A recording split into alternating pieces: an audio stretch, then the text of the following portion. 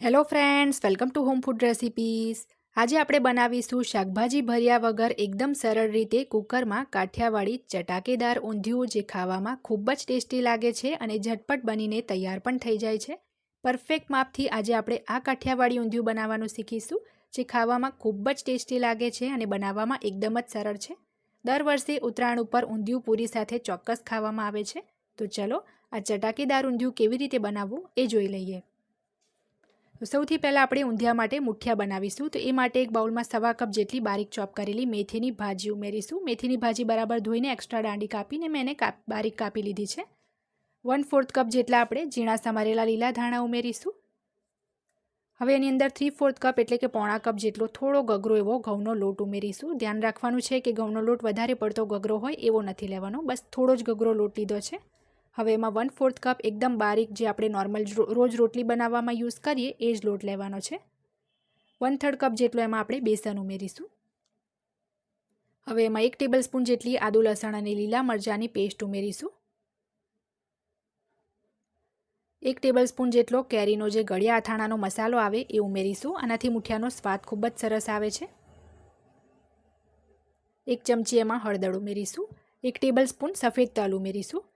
1 ચમચી આપણે એમાં ગરમ મસાલો ઉમેરીશું. 1 ચમચી ધાણા જીરું પાવડર ઉમેરીશું. કલર માટે 1 ચમચી કાશ્મીરી લાલ મરચું ઉમેરીશું. 1 ટેબલસ્પૂન લીંબુનો રસ ઉમેરીશું. 1 ટેબલસ્પૂન જેટલી ખાંડ ઉમેરીશું. 2 ચપટી જેટલો આપણે એમાં ખાવાનો સોડા એટલે કે જે બેકિંગ સોડા આવે એ ઉમેરીશું. 1/8 ટીસ્પૂન જેટલો આ બેકિંગ સોડા છે.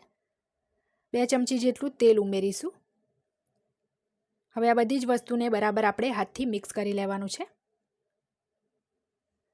થોડું મિક્સ થઈ જાય એટલે આપણે એની અંદર થોડું કરીને પાણી ઉમેરીશું અને મીડિયમ કઠણ લોટ બાંધી લઈશું. આ જે મુઠિયા છે એની રેસીપી મેં પહેલાં પણ કાલે જ ચેનલમાં શેર કરેલી છે, પણ આજે ફરીથી ઊંધિયું બનાવું છું તો મેં વિચાર્યું કે આજે ફરીથી આ મુઠિયાની રેસીપી પણ તમને બતાવી દઉં. તો મીઠું જે છે હજી સુધી આપણે આની અંદર એડ નથી કર્યું. મીઠું એડ કરવાનું હું ભૂલી ગઈ હતી, એ માટે હું માફી માંગુ છું. તો સ્વાદ મુજબ આપણે એમાં આ સ્ટેજ ઉપર મીઠું ઉમેરી દઈએ. હવે ફરીથી આપણે બધું જ બરાબર મિક્સ કરી લઈશું અને મીડિયમ કઠણ આપણે લોટ બાંધીશું. તો જ્યારે આ રીતનો મીડિયમ કઠણ લોટ બંધાઈ જાય એટલે બંને હાથને બરાબર ધોઈને આ રીતે તેલ લગાવીને ગ્રીસ કરી લઈશું અને લોટને થોડું તેલવાળા હાથે આપણે મસળી લઈશું. અને હવે આપણે એમાંથી ગોળ શેપના મુઠિયા બનાવી લઈશું. તમે ચાહો તો લંબગોળ એટલે કે એબ્લોંગ શેપના પણ મુઠિયા રાખી શકો છો. તો અહીંયા તમે જોઈ જ શકો છો, બધા જ મુઠિયા મેં આ રીતના ગોળ વાળી લીધા છે. હવે આપણે એને તળી લઈશું. તો તેલ મેં પહેલાં જ ગરમ કરવા મૂકી દીધું હતું. હવે એમાં એક એક કરીને આપણે બધા જ મુઠિયા એડ કરીશું અને એકદમ ધીમા તાપે ક્રિસ્પી અને ગોલ્ડન બ્રાઉન થાય ત્યાં સુધી એને આપણે ફ્રાય કરવાના છે. પેન અહીંયા મેં મોટું જ લીધું છે એટલે એક જ વખતમાં બધા જ મુઠિયા આપણા આવી જશે. અને આપણે વચ્ચે વચ્ચે હલાવતા રહીને ગોલ્ડન બ્રાઉન થાય ત્યાં સુધી તળી લેવાના છે. 6 થી 7 મિનિટમાં આપણા મુઠિયા જે છે સરસ રેડી થઈ જશે. આ મુઠિયા વગર ઊંધિયુંનો સ્વાદ જે છે બિલકુલ અધૂરો ગણવામાં આવે છે, તો આને ચોક્કસથી એડ કરવા પડે છે. 6 થી 7 મિનિટ પછી તમે જોશો તો આપણા મુઠિયા સરસ ક્રિસ્પી અને ગોલ્ડન બ્રાઉન થઈ ગયા છે. તો હવે એક જારાની મદદથી બહાર કાઢીને આપણે એને ટીશ્યુ પેપર ઉપર લઈ લઈશું, જેથી જે એનું એક્સ્ટ્રા તેલ છે એ નીકળી જાય. તો આપણા મુઠિયા રેડી થઈ ગયા છે. હવે આપણે વેજીસ જોઈ લઈશું. તો એ માટે અહીંયા 1/3 કપ જેટલી મેં ગુવાર સિંગ લીધી છે, જેને બરાબર ધોઈને મીડિયમ સમારી લીધી છે. 1/4 કપ ગ્રામમાં 30 ગ્રામ જેટલા તુવરના દાણા લીધા છે. 1/3 કપ જેટલી મેં વાલોર પાપડી લીધી છે, રેસા કાઢીને મીડિયમ સમારીને લીધી છે. એક મીડિયમ સાઇઝનો ગ્રામમાં 60 ગ્રામનો બટાકો લીધો છે. અડધો કપ જેટલું ગ્રામમાં 150 ગ્રામ જેટલું રતાળું લીધું છે, જેને છોલીને મીડિયમ કાપી લીધું છે. 100 ગ્રામ જેટલા ટીંડોળા બરાબર ધોઈને 2 ભાગમાં કાપીને લીધા છે. 1/3 કપ જેટલી સુરતી પાપડી લીધી છે અને 1/4 કપ જેટલા 30 ગ્રામ જેટલા લીલા વટાણા લીધા છે. સાથે જ એક મીડિયમ સાઇઝનું ગ્રામમાં 100 ગ્રામનું શક્કરિયું ગોળ કાપીને પાણીમાં પલાળી રાખ્યું છે, જેથી કાળું ના પડે. 3 થી 4 લીલા રીંગણ 130 ગ્રામ જેટલા લઈને એને પણ કાપી લીધા છે. 4 નંગ ગ્રામમાં 300 ગ્રામ ટામેટાં લીધા છે અને 5 થી 6 ટુકડા ફ્લાવરના લીધા છે. હવે ગેસ ઉપર આપણે એક કુકર ગરમ કરવા મૂકીશું. એમાં અડધો કપ જેટલું એટલે કે 100 ml જેટલું તેલ ઉમેરીશું. કારણ કે ઊંધિયું છે એટલે દરેકને ખબર છે તેલ થોડું વધારે પડતું જ લાગે છે. તેલ ગરમ થઈ જાય એટલે આપણે એમાં 1 ચમચી જેટલી રાઈ ઉમેરીશું. 1 ચમચી જેટલું જીરું ઉમેરીશું. અડધી ચમચી અજમો ઉમેરીશું, કારણ કે એમાં પાપડી પણ આવતી હોય છે. 1 ચમચી જેટલી આપણે વરિયાળી ઉમેરીશું. 5 ચમચી જેટલી હિંગ ઉમેરીશું. ખડા મસાલામાં 2 નંગ સૂકા લાલ મરચાં ઉમેરીશું. 1 તમાલપત્ર અને 1 ઇંચનો તજનો ટુકડો ઉમેરવાનો છે. 2 નંગ લવિંગ અને 5 કાળા મરી ઉમેરીશું. 2 ટેબલસ્પૂન જેટલા ફ્રેશ વાટેલા એમાં આપણે આદુ લસણ અને લીલા મરચાં ઉમેરી દઈએ. હવે આપણે બધી જ વસ્તુને 1 મિનિટ ધીમા તાપે સાંતળી લેવાની છે, જેથી જે પેસ્ટ ઉમેરી છે એની પણ કચાશ નીકળી જાય. તો સરસ 1 મિનિટ બધું જ સાંતળ્યા પછી આપણે એમાં બારીક કાપેલા ટામેટાં એડ કરી દઈશું. 300 ગ્રામ જેટલા ટામેટાં એડ કર્યા છે. તો સ્વાદ મુજબ એમાં ટામેટાના ભાગનું થોડું મીઠું ઉમેર્યું છે, જેથી આપણા ટામેટાં જે છે જલ્દી ચડી જાય. હવે આપણે બરાબર મિક્સ કરી લઈશું અને એના ઉપર એક પ્લેટ ઢાંકીને 3 થી 4 મિનિટ માટે ચડવા દઈશું.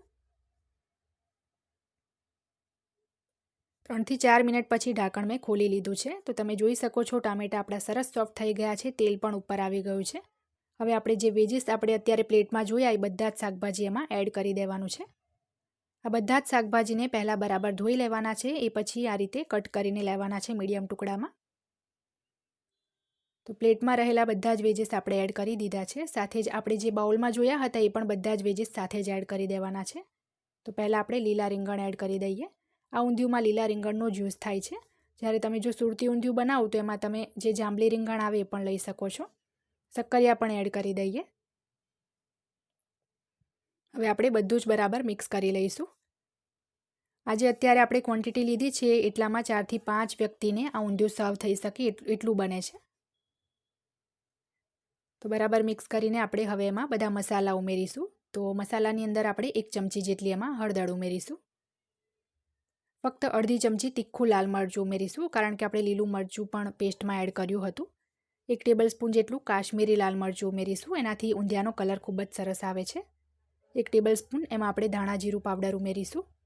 1 ટેબલસ્પૂન ખાંડ ઉમેરી છે અને બરાબર આપણે બધું જ મિક્સ કરી દઈએ. અને ફ્લાવર જે છે આની અંદર એડ કરવાનું રહી ગયું છે, તો આપણે ફ્લાવર પણ એડ કરી દઈએ. હવે એની અંદર આપણે 2 ટેબલસ્પૂન જેટલો ઊંધિયાનો મસાલો ઉમેરીશું, જે સૌથી મેઇન ઇન્ગ્રીડિયન્ટ્સ ગણાય છે ઊંધિયા માટેનું. સ્વાદ મુજબ શાકભાજીના ભાગનું મીઠું ઉમેર્યું છે, કારણ કે આપણે પહેલાં ટામેટાના જ ભાગનું એડ કર્યું હતું. 1/3 કપ 40 ગ્રામ જેટલો સિંગદાણાનો પાવડર ઉમેર્યો છે. 2 ટેબલસ્પૂન સૂકા કોપરાનું છીણ ઉમેર્યું છે. અને જે ઊંધિયુંનો મસાલો અહીંયા મેં એડ કર્યો છે એ આ રીતનો શ્રીજીનો લીધો છે. શ્રીજી વૃંદાવન નામનો મસાલો આવે છે, એનાથી ઊંધિયુંનો સ્વાદ ખૂબ જ સરસ આવે છે. તમે ચાહો તો કોઈ પણ બ્રાન્ડનો મસાલો યુઝ કરી શકો છો, જેનાથી સ્વાદ સારો આવતો હોય. તો બધું જ આપણે બરાબર મિક્સ કરી લેવાનું છે. અને હવે એની અંદર આપણે 1 કપ જેટલું એટલે કે 200 ml જેટલું પાણી ઉમેરી દઈશું. પાણી એકદમ વધારે પડતું નથી ઉમેરવાનું, બસ શાકભાજી આપણા તળિયામાં લાગી ના જાય એ ભાગનું જ આપણે પાણી ઉમેરવાનું છે. હવે બરાબર મિક્સ કરીને ઢાંકણ લગાવીને આપણે 1 સીટી લગાવી દઈશું. સ્લો ટુ મીડિયમ ફ્લેમ પર 1 જ સીટી લગાવીશું.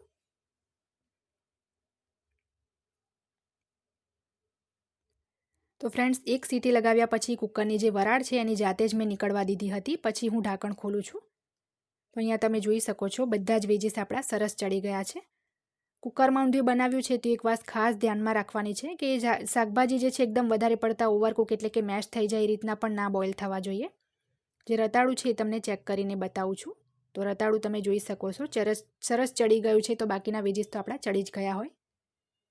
હવે છેલ્લે આપણે એની અંદર જે મુઠિયા ફ્રાય કરીને રાખ્યા હતા એ એડ કરીશું. 4 નંગ મુઠિયા મેં તોડીને ભૂક્કો કરીને ઉમેર્યા છે અને બાકીના 14-15 મુઠિયા એમ જ આખા એડ કર્યા છે. અડધો કપ જેટલું પાણી ઉમેરીશું અને બધું જ આપણે બરાબર મિક્સ કરી લઈશું. મુઠિયા આપણે ઘણા બધા બનાવ્યા હતા, પણ મેં એમાંથી 14-15 મુઠિયા જ એડ કર્યા છે અને બાકીના 4 ભૂક્કો કરીને એડ કર્યા છે.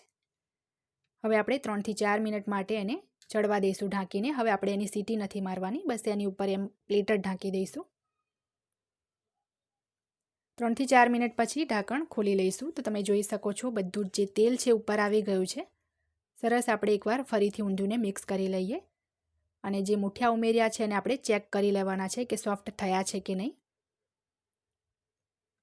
તો તમે જોઈ શકો છો મુઠિયા પણ આપણા સરસ સોફ્ટ થઈ ગયા છે. તો છેલ્લે હવે એમાં થોડા ઝીણા સમારેલા આપણે લીલા ધાણા ઉમેરી દઈએ અને થોડું આપણે ઝીણું સમારેલું લસણ ઉમેરી દઈશું. લસણ જો તમારી પાસે હોય તો તમારે એડ કરવું, નહીં તો સ્કીપ કરી શકાય છે.